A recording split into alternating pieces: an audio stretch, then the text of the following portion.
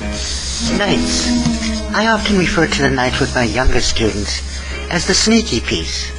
The knight is often the most difficult piece for newer players to understand, since its method of movement is not as straightforward as all the other chess pieces.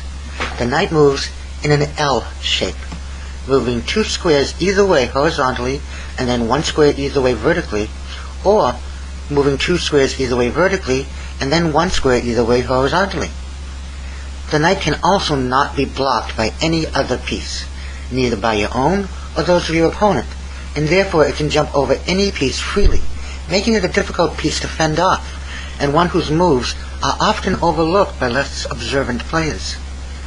It is, of course, not able to move to a square that is occupied by one of your own pieces.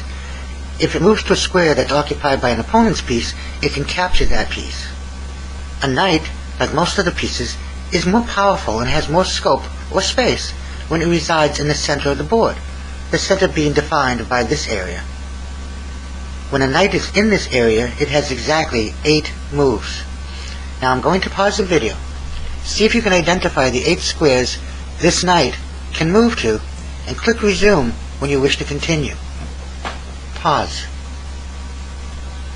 The knight can move to all of these highlighted squares. This is often referred to as the knight's circle.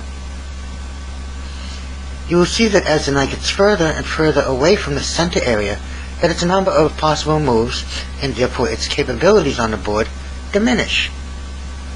The knight is very powerful as a defender, very powerful as an attacker.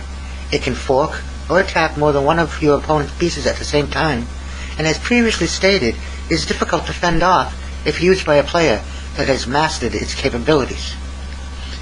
If you become proficient with your knights, your opponents will have a great deal of difficulty whenever they face you.